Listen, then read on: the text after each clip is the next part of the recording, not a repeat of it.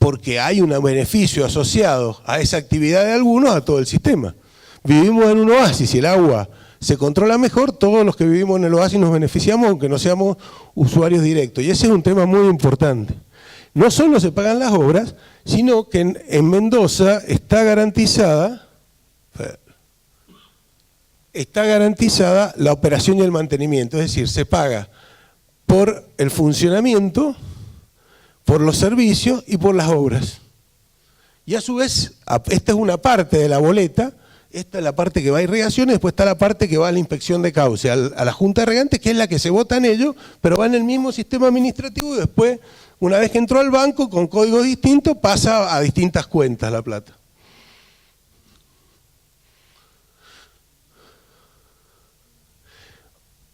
Hay un régimen de preservación de la calidad, el concepto de calidad ya está previsto en la ley de aguas. Por lo tanto, atención, nosotros hablamos de ambiente, todas estas cosas, siglo XXI, en el siglo XX, principio del siglo XX, siglo XIX, ya habían pensado en el orden de prioridad de uso y en temas de calidad. El principio del que contamina paga está muy desarrollado y hay mucho de apoyo. Por ejemplo, multas muy fuertes que se disminuyen al 10% si se hacen las obras para que no se siga produciendo. Es decir, eso es por ejemplo, una bodega que está contaminando, se le pone una multa de 200.000 pesos. Pero sujeta a que en un periodo de un año se hayan hecho todas las obras necesarias que hacen que el vertido sea dentro de los límites permitidos, y en ese caso la multa se reduce a un 20%. Una cosa. Es decir, que la multa es un incentivo a mejorar el sistema y no solo una sanción.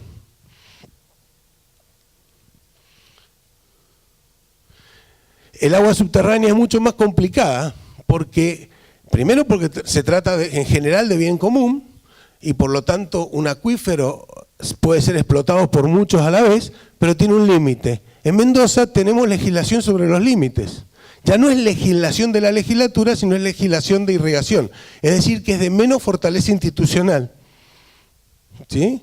Por ejemplo, decretar la zona de Luján Sur, el margen derecha del río Mendoza, como zona de restricción de perforaciones. Le costó la cabeza a un superintendente. El primer superintendente en la historia que fue sometido a juicio político por incumplimiento de sus funciones fue Frigerio hace unos años por el tema de los benditos pozos. ¿Sí? Esos pozos son 20 pozos en una zona donde había una restricción desde el año 98, 99 creo. Es decir que hay un montón de legislación también sobre esto, pero de menor intensidad defensiva sobre el recurso que la del agua superficial. Esto es muy importante, esto es un salto, pero de hace 20 años que Mendoza le está ganando al resto del país, a muchos lugares del mundo. Obviamente no a Israel, porque Israel va muy por delante de todos en este tema. En Mendoza hay legislación para reusar el agua. De hecho hay casi 10.000 hectáreas de reuso de agua. 10.000 hectáreas es mucho, sobre 300.000 es una parte importante. ¿Y qué quiere decir este reuso? Todas las aguas, una vez que pasaron por el sistema, son tratadas con tratamiento primario, pueden ser reutilizadas en sistemas de riegos especiales. Por ejemplo, el acre de Paramillo y distintos acres que hay en la provincia, y sobre todo hay un sistema privado de esto. Una bodega, por ejemplo, tiene una planta de tratamiento, hace el tratamiento primario, tiene un líquido que puede ser vertido, en vez de vertirlo a un cauce puede usarlo para regar su propia propiedad, y si no tiene una propiedad puede hacer un acuerdo con el vecino, lo ratifica y usa esa agua para regar. Eso es un beneficio absoluto para el sistema. Mendoza ha evolucionado no solo de eso, sino, obviamente falta mucho, porque habría que hacer mucha más infraestructura, especialmente en Campo Espejo y en Paramillos, y en las plantas chicas que hay en otro lado. Ahora se empieza la planta de tratamiento de San Rafael, calculo que eso va a traer una mejora enorme en cuadro nacional y aguas abajo del cuadro nacional. Perdón. Pero también tenemos reuso de agua industrial. El canal Pescara, el proyecto Pescara, fue simultáneo al proyecto de Acumar, el Riachuelo, Matanza Riachuelo. El Pescara funciona, tiene una zona donde se riega con el agua tratada del Pescara, donde los estudios de suelo dicen que no hay problemas de contaminación porque la naturaleza va procesando los los productos después de haber sido tratada el agua de alrededor de 40 industrias asociadas, y el Pescara poco a poco va recuperando su dimensión de canal aluvional y no de canal de recolección de residuos. Esto es una muestra. Bueno, les cuento un diálogo. Tuve la oportunidad cuando en la Universidad de la Lorenzetti le dieron el Nobel, iba a decir, el honoris causa, de hablar con él y de hablar del tema de Acumar.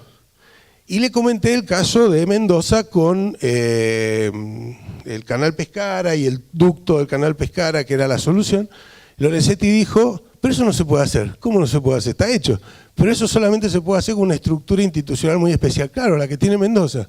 Y le expliqué esto de irrigación, de la institución del siglo XIX, que se mantuvo, y me dijo, por favor, no la vayan a perder. En el siglo XXI va a ser imposible recrear una institución de este tipo. O sea, esas fueron palabras del presidente de la Corte, que es un ambientalista fuerte, digamos. Bueno, estos son los ríos. Fíjense, una de las características nuestras es que nos falta revestimiento, es decir, perdemos mucha agua en el transporte y en la aplicación. ¿Esto es malo o es bueno? Yo escucho a todo el mundo desrajarse las vestiduras por todo el agua que perdemos en el camino. También acuérdense que nuestro principio, ¿cuál fue? El de optimizar los factores económicos que disponíamos en el 700, en el 800 y en el 900. Y recién hace 20, 30 años que le estamos dando pelota al proceso de mejorar seriamente el proceso de distribución y aplicación de agua, porque empezamos a sentir el efecto de la escasez. Pero en el 900, cuando se produce el gran desarrollo de la red, no había una sensación de escasez. Es más, la sensación de escasez se daba por la enorme cantidad de inmigrantes que demandaban agua, que forzaban peleas intermunicipales que llevaron a la creación del Departamento General de Irrigación. Ustedes nunca se pusieron a pensar por qué es superintendente y por qué es departamento y no dirección o otro nombre. Es departamento porque es como si fuera un gran departamento de toda Mendoza, y es superintendente porque es un intendente por encima de los intendentes. ¿Sí? Esa fue la concepción, para que se dejaran de pelear Rivadavia y Tunuyán, por ejemplo. Eran peleas de sangre entre Gargantini y lo que había arriba. ¿Sí? Porque viajaban 50, 60 kilómetros por el río, por el borde del río, a ver dónde se les bajaba el agua, dónde les estaban robando agua. Entonces hubo que ordenarla en forma por arriba de los sistemas institucionales. Gracias. Yo lo que le quería mostrar con esto es que hay mucho por hacer, pero antes se pensaba en regar por gravedad. Y se buscaba un punto donde se tomaba agua del río que tuviera cota hidrológica para poder regar todo lo que se pensaba regar. Entonces había que hacer quizás 30 kilómetros de un canal que no regaba hasta una parte más abajo. Y eso era eficiente, absolutamente eficiente para lo que querían hacer eficiente. Porque no hay una eficiencia sola, hay muchas eficiencias juntas. Hay eficiencia energética, eficiencia de agua, eficiencia del trabajo, eficiencia de muchas distintas. En ese momento no importaba cuánta agua gastábamos, importaba que pudiéramos traer agua por gravedad y poder regar por gravedad. Hoy eso lo estamos planteando totalmente distinto. Bueno, recién algo se dijo. El principal problema que tiene ambiental, por lo menos en mi opinión, Mendoza, son los residuos sólidos urbanos. Están en todos lados, aparecen por todos lados, denigran la vida que tenemos. No es posible que seamos tan maleducados y tan poco respetuosos de nosotros mismos, porque esto es un problema absolutamente cultural. Los líquidos cloacales aparecen por todos lados. Cuando uno analiza agua en Mendoza no aparecen agroquímicos, aparece sobre todo Escherichia coli. Por lo tanto significa que hay contacto con materia fecal. Y eso significa que no tenemos un sistema de cloacas desarrollado, o por lo menos como debería ser. Voy a ir rápido. Los efluentes industriales son un tema menor. No es que no sean importantes, pero en Mendoza no hay un impacto generalizado de efluentes industriales. Hay algún caso puntual y los casos puntuales se han ido corrigiendo. Todavía quedan muchos, pero se pueden ir corrigiendo bastante más simple que otro. Abajo ahí serían los agroquímicos. Los agroquímicos tampoco son un problema serio en Mendoza. Bueno, acá están todos. El fenómeno de aguas claras no lo voy a hablar, lo vamos a pasar. ¿Hay contaminación petrolera? Sí, muchísimo menos que antes. Las petroleras tienen pánico de irrigación. De hecho, presentaron cosas en la Corte en contra de irrigación y perdieron. porque no quieren ser controladas por un ente fuerte, prefieren ser, a pesar de las debilidades que tiene irrigación. Lo que pasa es que las debilidades que encuentran en las provincias del norte, por ejemplo, en el vuelco de agua de purga, donde la vuelcan en cualquier lado, en Mendoza tienen la obligación de reinyectarla al pozo. Y eso se controla por los sistemas de presión que tienen los sistemas. O sea, irrigación le falta mucho, pero está 100 veces por delante de muchos. ¿Hay algún impacto de contaminación? Sí, cada vez menos. Esto, contaminación minera, casi no hay minería en Mendoza. Lo que hay es el tema de la Comisión Nacional de Energía Atómica y los posibles residuos salinos del río Colorado, que realmente es un tema absolutamente menor, de muy poco impacto, y lo único que si hubiese habido una contaminación de la Río Tinto, lo que habría que haber hecho es abrir las compuertas y perder un poco de agua. ¿Sí? Porque lo que es cloruro de sodio, la contaminación es sal. ¿Sí? Y la verdad que no nos impacta a nosotros, le impacta aguas abajo, es una maldad, digamos, nuestra que podríamos haber tenido. Pero abriendo la compuerta se resolvía. Sí quiero destacar un poquito. Agua buena, agua mala. En Israel usan toda el agua. O sea, el agua aluvional la canalizan, la buscan los mecanismos para canalizarla y transformarla en agua buena. En cambio, para nosotros es siempre agua mala. ¿Cuál es el problema de Mendoza? Los aluviones. Cambio climático, voy a pasarlo rápido, pero el cambio climático, ¿qué es lo que va a traer? Muchas más tormentas intensas y por lo tanto, de mayor intensidad, de mayor frecuencia, y por lo tanto lo que va a haber que prepararse es para aluviones más fuertes. Y eso no lo estamos haciendo. Por dos casos. Uno, porque el ordenamiento territorial no lo estamos haciendo, no lo hemos hecho, se ha dejado hacer. Y después, porque no estamos tomando medidas de defensa adecuadas, que son diques aluvionales, pequeños o grandes, pero diques aluvionales y reforestación de la zona donde se acumula el aluvión. El problema de la Argentina, más visto de la Argentina, es las inundaciones. Hoy media pampa húmeda inundada son miles de millones de dólares de impuestos que no se cobran y de ingresos que no se tienen. Es decir, el no manejo del agua en la Argentina tiene una consecuencia económica brutal. Yo siempre me hago la pregunta, ¿quién paga por los daños aluvionales y los daños por inundaciones? Porque eso también hay que decirlo, porque habría que invertir, pero también habría que ver quién es el que está pagando hoy. Generalmente hoy están pagando el sistema de riego, que es el que canaliza y se rompe por las inundaciones, ¿sí? Y los afectados directos. Y lo mismo pasa con las inundaciones, pero en las inundaciones, en la pampa húmeda, nos afectan a todos, porque hace caer muy fuerte el ingreso del sistema impositivo. Y por lo tanto, el impacto es muy fuerte sobre el presupuesto del Estado Nacional. Bueno, esto lo vieron de cambio climático. Y, ¿cómo es para atrás? Bueno, creo que esto es el problema que más tenemos acá relacionado con esto. Y acá a mí me toca un doble rol, decir lo que pienso como académico y decir lo que pienso en mi función política. Acá, ¿cuál es el problema? Todos los pedemontes y en algunos lugares lo que llaman wine countries acá el problema es que no hay agua. Toda el agua está vendida, por decirlo, toda el agua está con derechos. Pero la ley dice que el agua potable es prioritaria. Entonces, el superintendente, si hay un pedido de agua potable, tiene la obligación de dársela. Darle agua potable es quitarle agua a alguien. En realidad se dan de baja hectáreas agrícolas y se las entrega a la empresa de agua que está haciendo la demanda, que puede ser una cooperativa o generalmente es Obra Sanitaria Mendoza antes, AISAM ahora. Lo que no se definió nunca es el costo de esa agua. Y ahí sí hay una intervención muy interesante que se llama Fondo Potrerillos. Uy, lo borré. Fondo Potrerillos.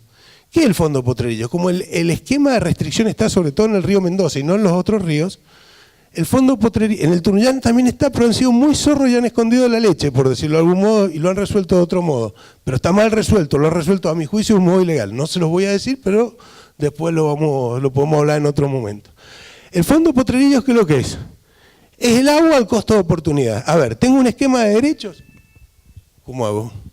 Voy a hablar fuerte. En mi esquema de derechos, todo esto que tengo de agua, que hoy es prácticamente toda el agua, la tengo con derechos adquiridos. Si quiero cambiar este sistema de derechos adquiridos, lo que es un caos legal. O sea, si yo le digo a un tipo, vos ya no tenés el derecho que tenías de agua, ¿qué le cambio? Le cambio el valor de la tierra, le cambio el patrimonio, y por lo tanto lo primero que voy a tener es un amparo. Por lo tanto, si quiero poder tomar alguna medida, tengo que garantizar la gobernabilidad. Esto es intocable. ¿Qué es lo que le dicen los agricultores? Si vos tocas esto, te corto la ruta.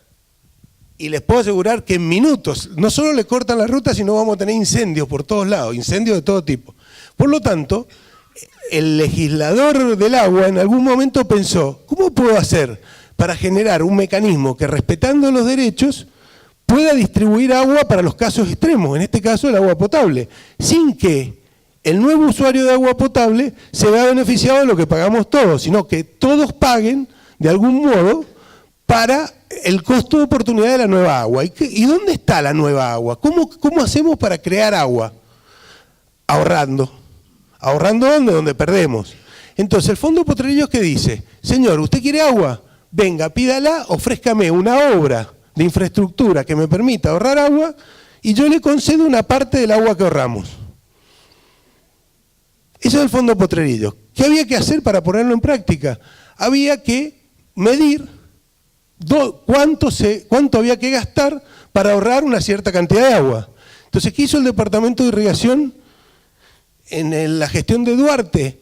Que midió en las últimas 5 o 6 años las obras que se habían hecho y cómo habían actuado en la eficiencia, cómo habían cambiado la eficiencia, y determinó un monto por el cual se dice, para ahorrar en el río Mendoza 1 metro cúbico por segundo hacen falta tantos millones de pesos. Por lo tanto, si usted quiere una concesión de 100 litros por segundo, ¿sí? El equivalente por hectárea, tiene que pagar tanto. ¿Para qué? Para recompensar la inversión que se ha hecho, o para directamente hacer la inversión, recuperar el agua y concederla. Y en eso gana la sociedad también. Gana el que pide el agua porque tiene agua, y gana la sociedad porque una parte de esa inversión va a generar más agua que se distribuye entre todos.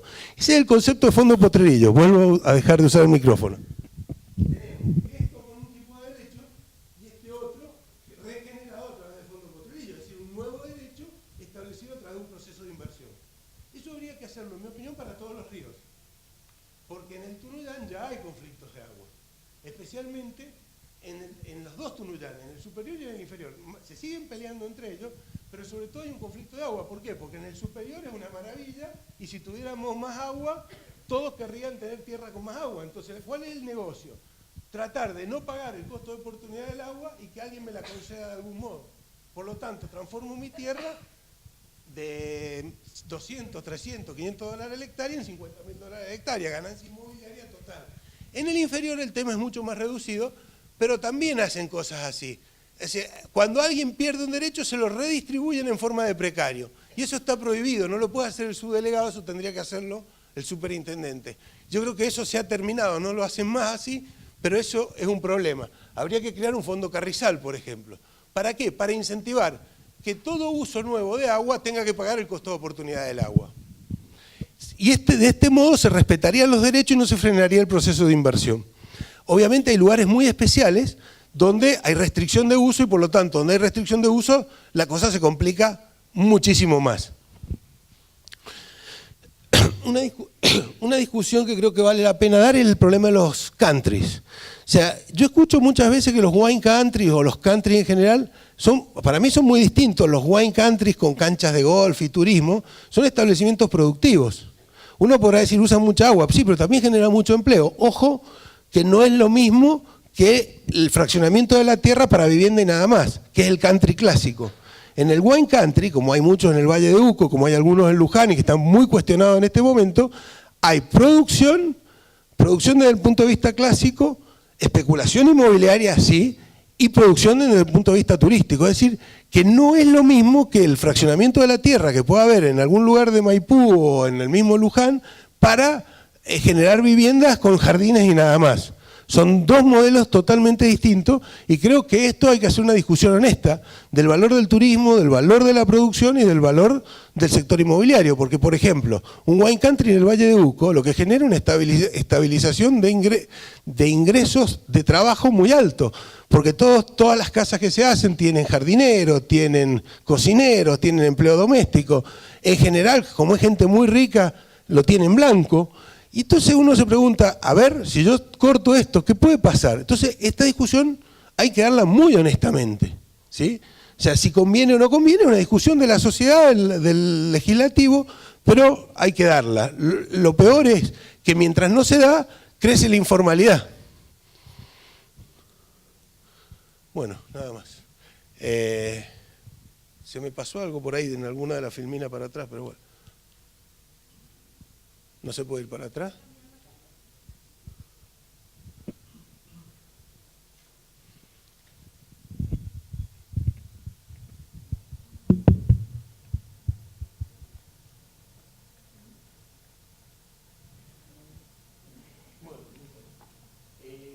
Conclusión. Tenemos un problema. No estamos 10 veces adelante de nosotros. Institucionalmente estamos muchísimo mejor. El problema es que está en la sala contigo y si no se usa el teléfono. Perdón, teléfono. Bueno, saco el teléfono. Perdón a los de la sala contigua. Tenemos una muy buena institucionalidad que tenemos que protegerla y acrecentarla. Y acrecentarla implica una serie de cosas. Por ejemplo, el agua aluvional no elige por dónde va. No entiende el sistema administrativo. El agua aluvional usa el mismo sistema que el agua de riego, con conceptos totalmente distintos y por lo tanto una solución administrativa que podría mejorar el manejo aluvional es internalizar en irrigación el agua aluvional e internalizar en los mecanismos institucionales el agua aluvional, con inspecciones de canales. Porque, por ejemplo, ustedes vayan ahora por el corredor del oeste y van a cruzar el canal, ¿cómo se llama? El que donde está la rotonda, donde está la Municipalidad de Godoy Cruz. El Maure. Para este lado una obra, está divino, ¿sí? Corre el agua perfecto. De acá para arriba hay un yuyal infinito. El yuyal para el agua. Y lo más factible es que el punto donde se trabe el agua vaya a ser ahí. Y ahí saltará el agua y inundará, en un aluvión como el del famoso 70, inundará algo, ¿sí? ¿Por qué ese canal no tiene una inspección donde estén los municipios afectados y el sistema de riego también afectado por ese canal? Cada uno de esos canales podría tener un sistema de inspección como tiene irrigación y con una mínima contribución poder tener un mantenimiento permanente. Mantenimiento permanente es sacar la basura del canal hoy, dejarlo sin pasto, ¿sí? Y eso sería un avance institucional muy importante, muy posible de hacer y con un muy bajo costo para el sistema. Otra cosa es que tenemos que asumir que los funcionarios que tenemos son lo que somos nosotros. Y nosotros tenemos que elegir los mejores funcionarios posibles para que ocupen los lugares que tienen que ir en el Departamento de Irrigación, porque el mecanismo es el gobernador que propone a la legislatura, donde no solo debería primar el criterio político, donde sí es importante el criterio político, porque por eso es un cargo político, pero también que dentro del esquema de cada organización política se vaya seleccionando para arriba y no para abajo. Y eso no es un tema menor, es un tema muy importante, porque podemos cambiar 20 veces los modos institucionales, pero si no estamos dispuestos a mejorar esto, lo único que vamos a haber hecho es un gato pardo, va a ser lo mismo o peor. Así que el mensaje no es pesimista, pero tampoco es tan optimista. Creo que lo que nos falta es una mejor discusión institucional sobre a dónde queremos ir y cómo. ¿Y cómo relacionar esto con el desarrollo del Gran Mendoza? Y bueno, si no resolvemos el cacique Guaymallén y todo su sistema, que escuché el anuncio del gobierno nacional, que me alegró mucho, ¿y saben quién hizo el proyecto? ¿De dónde saca el proyecto el gobierno nacional? Porque yo les puedo asegurar que cuando van y miran atrás, abren el placar a ver los proyectos que tienen, no tienen nada. ¿Sí? ¿Quién tenía el proyecto listo? El Departamento General de Irrigación. Y eso es institucionalidad. Hoy, Mendoza tiene una posibilidad alta de ejecución de esa obra determinante, o por lo menos parcialmente, porque Irrigación durante años invirtió plata en tener ese proyecto. O sea, entonces, a ver, yo soy de la oposición en este caso en Irrigación, pero oposición u oficialismo en su momento uno u otro, han tenido una calidad institucional, excepto ese periodo negro de Villalón, muy superior a lo que ha sido otras medias en el país, por ejemplo, de gestión de agua. Y hoy hace que si hay 2.000, 3.000, 4.000 millones de pesos para invertir en el sistema hídrico, Mendoza esté un pasito adelante de un montón de otros porque tiene los proyectos listos. Y tiene los proyectos listos porque pagó 50 personas entre ingenieros, economistas, sociólogos, ambientalistas en hacer los proyectos. O sea, Por eso le digo, tenemos una institucionalidad superior, cuidémosla. Gracias.